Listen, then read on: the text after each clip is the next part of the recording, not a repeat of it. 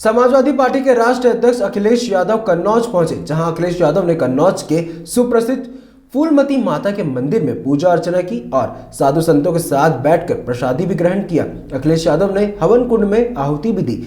मंदिर प्रांगण में चल रही राम कथा में आए श्रद्धालुओं को संबोधित करते हुए कहा कि देवी माता के मंदिर में आए श्रद्धालुओं की सभी मनोकामना पूर्ण हो, पूरे विश्व में माता शांति बनाए रखे। मीडिया से बात करते हुए अखिलेश यादव ने कहा कि आज वो माता रानी के दर्शन करने आए हैं। उन्होंने माता रानी से मनोकामना मानी है कि हमारे देश प्रदेश तरक्की करे, समाज में आपसी भाईचारा बना रहे। अखिलेश यादव ने कहा, कन्नौज का विकास भारतीय जनता पार्टी ने रोक रखा है। कन्नौज की जनता पूर्ण विकास से जुड़ना चाहती है। माता के दरबार में इसीलिए आया हूं कि माता रानी कन्नौज के विकास को तेजी से बढ़ाए।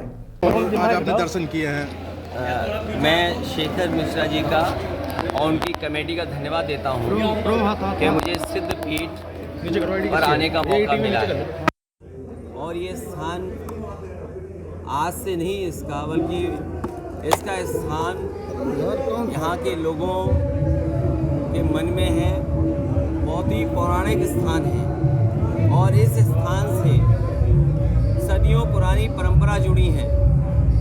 तमाम ऐसे आयोजन हुए हैं समय समय पर, जिसने साबित किया है कि आयोजनों के बाद हमारे बहुत सारे श्रद्धालुओं के बाद आज माता के दरबार में मुझे आने का मौका मिला है। हमारी कामना है कि प्रदेश और देश तरक्की करे, समाज में सौहार्द और भाईचारे का माहौल और समाज हमारा एक गुलदस्ता की तरह जहां अनेक जाति धर्म के लोग मिलकर के एक साथ रहें। यही हमारी माता रानी से कामना है कि उनकी हम लोगों पर कृपा बनी रहे। भैया, सरकार लगातार बिजली पे अब रेट बढ़ाने की तैयारी कर रही है। देखिए, इस सरकार को सरकार मत मानिए। इस सरकार को उद्योगपतियों का, बड़े बड़े उद्योगपतियों का, उनके संगठन के सहयोग करने वाला संस्था मानिए। सरकार की जिम्मेदारी बनती है कि गरीब की मदद करें, किसान की मदद करें, मजदूर की मदद करें, महंगाई कैसे कम हो, बेरोजगारी कैसे कम हो। लेकिन ये सरकार ऐसे समूह की मदद करती है जो बड़े पैसे वाले लोग हैं। ये बड़ों लोगों की सरकार है, ये गरीबों की सरकार नहीं है। भैया, सम्मेलन मनाया जा रहा है, दूसरी मठ खाली हो जा रहा है। देखिए, अगर हम सवाल देखें तो जोशी मठ का जो सवाल उठा है ये बड़ा सवाल है और चिंता का विषय इसलिए है कि अगर हमारे पहाड़ों पर दरार हो रही है और ज़मीन फट रही है तो समझ लेना चाहिए कि कहीं ना कहीं इंसान ने या हमने कुछ चीज़ों को नज़रअंदाज किया है। अगर हम साइंस और साइंटिस्ट की अप्रोच को और एनवायरमेंटलिस्टों की अप्रोच को नहीं मानेंगे तो ऐसी ही घटना घटेगी। हमें उम्मीद है कि सरकार एक्सपर्ट्स का, एनवायरमेंटलिस्ट का, उनका जानकारी का सहयोग लेगी और वहाँ के लोगों की जो संभव मदद हो वो मदद करे। उनका जो नुकसान हुआ है उसकी सरकार भरपाई करे। भैया, एमएलसी चुनाव में भाजपा ने अपने कैंडिडेट उतार दिया कि तो सपा ने 5 सीटों पर उतार। समाजवादी पार्टी के कैंडिडेट उतर गए हैं। भाजपा से पहले समाजवादी पार्टी के कैंडिडेट उतर चुके हैं, उनके समय समय पर नाम घोषित हो चुके हैं। भैया, पुलिस वार चल रहा है, समाजवादी पार्टी। देखिए, ये ट्विटर वार मैं माता के दरबार में खड़ा होकर ये कह सकता हूँ कि भारतीय जनता पार्टी को आज हिंदी दिवस पर अपनी भाषा को बदल देना चाहिए, भाषा को डेमोक्रेटिक बनाना चाहिए और भारतीय जनता पार्टी को किसी के पीछे खड़े होकर के वॉर करने की आवश्यकता नहीं है। उन्हें शिखंडियों की ज़रूरत नहीं होनी चाहिए। जब संग्रहालय को संग्रहालय बना दिया बीजेपी ने, सुधारने के चक्कर में सुधार दिया परफ्यूम पार्क। और बताओ, मुख्यमंत्री जी कहते गोबर पार्क भैया पूरी नहीं। वो तो देखिए, ये भाजपा का काम करने का तरीका है। ये बहुत छोटी बात है कि मंडी में जितना काम हम लोगों ने किया उसी को उतना ही उलझा के रखा और जो आवंटन भी किया उन्होंने अपने ही पार्टी के संगठन के लोगों से पूछ के कर दिया। अच्छा, कोई संगठन से पूछ के करता है? मैं म्यूजियम देख के आ रहा हूँ, म्यूजियम का रंग क्या होना चाहिए? ये हम अगर इस स्थान को भगवा देख रहे हैं तो हमें खुशी हो रही है, लेकिन किसी संग्रहालय को आप भगवा बना दे रहे हो। मैंने देखा उसकी होर्डिंग अभी, इसीलिए मेरा मन किया कि जो संग्रहालय मैंने बनाया वो कहीं संग्रहालय तो नहीं बना दिया बीजेपी ने, इसलिए मैं जरूर देखने जा रहा हूँ उसको। शिवपाल जी की वापसी हुई तो कई बहुत खुशी की बात है। और उनका कल का स्टेटमेंट नहीं सुना आपने? वाला। हाँ, बिल्कुल ठीक कहा उन्होंने। भारतीय जनता पार्टी को हिंदी दिवस के दिन और इस माता के दरबार में आकर के कहना चाहिए कि आज के बाद अनडेमोक्रेटिक और अनपार्लियामेंट्री लैंग्वेज और शब्द इस्तेमाल नहीं करेंगे। अगर वो नहीं करेंगे तो हम भी नहीं करेंगे। और मैं इस दरबार में कहता हूँ कि समाजवादी पार्टी के लोग कभी अपने व्यवहार और शिष्टाचार में सीमाएं नहीं लांघेंगे। कन्नौज का विकास क्या समाजवादी पार्टी में ही संभव है? समाजवादी पार्टी मतलब कन्नौज का विकास। क्या यादव है, मुसलमान है, उसकी जान जाती है तो हम ज़्यादा मदद करते हैं। बताओ, बलवंत सिंह मर गया है, उसकी मदद क्यों नहीं कर रहे? 1 करोड़ रुपए दें, उसकी मदद करें, पत्नी को सरकारी नौकरी दें। यहाँ एक साथी परिवार की जान चलेगी, उसकी पत्नी की सरकारी नौकरी दें, 50 लाख की मदद करें। क्यों नहीं कर रहे? अगर हम भेदभाव करते थे तो सुधार लाइए, आप मदद करिए ज़्यादा।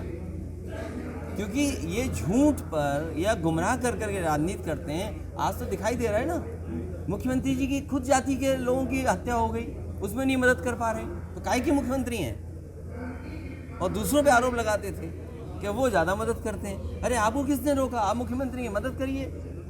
अब वो हत्या हो गई, वहाँ 50 लाख नहीं देना चाहिए आपको? गाजियाबाद में एक ऑटो ड्राइवर की जान ले ली। बताओ, आप नौकरी रोजगार यहाँ नहीं दे पा रहे हो, बेचारा ऑटो से अपना जीवन यापन करना चाहता है, उसकी आपने जान ले ली।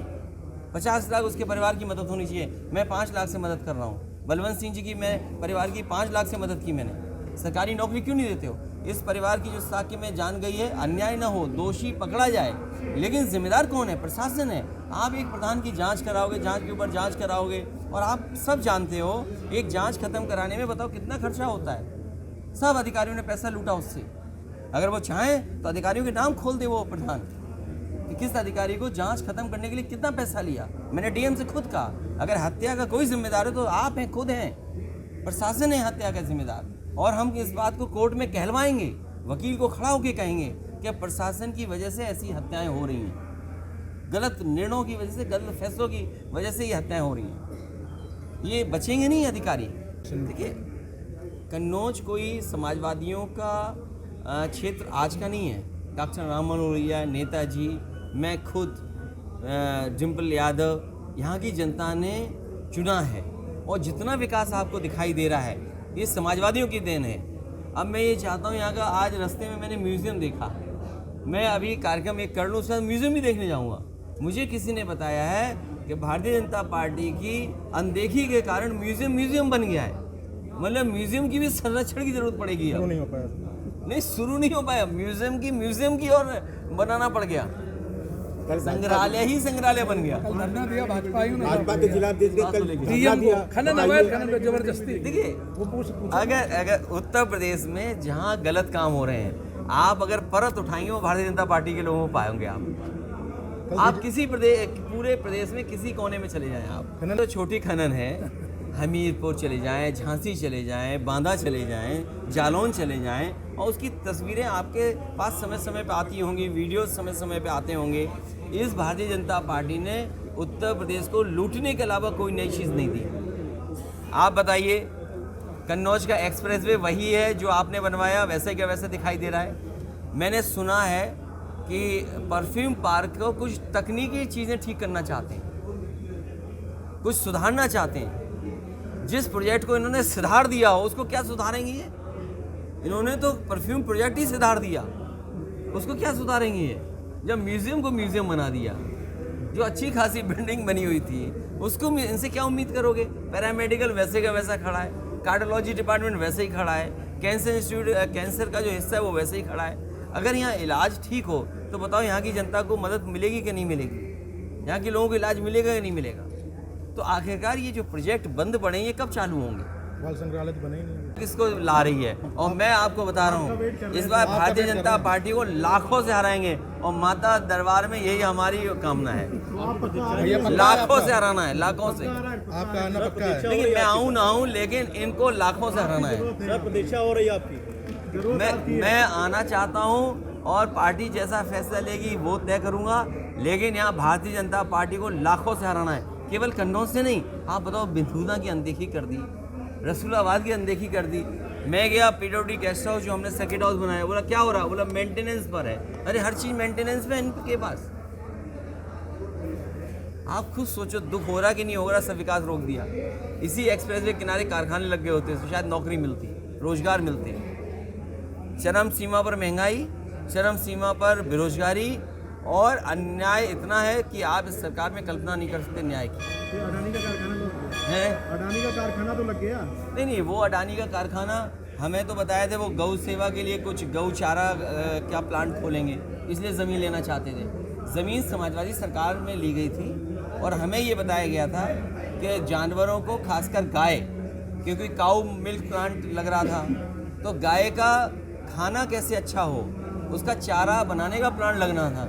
हमारी सरकार चली गई, चारा का प्लांट नहीं लगा, कुछ और प्लांट बन गया। हमारी सरकार होती तो गाय के चारे के लिए प्लांट लगा होता, दाने का प्लांट लगा होता, जिससे हमारे गाय को भी पौष्टिक और स्वस्थ आहार मिलता। आज बताओ क्या मिल रहा है गाय को? गाय जान दे रही, गाय माँ। सबसे ज़्यादा पाप इनको मिलने वाला है गाय की तरफ से, और सांड इन्हें छोड़ेगा नहीं इस बार। भैया जिले को टारगेट दिया गया है, गौ जानवर के लिए वो टारगेट दे दिया गया है।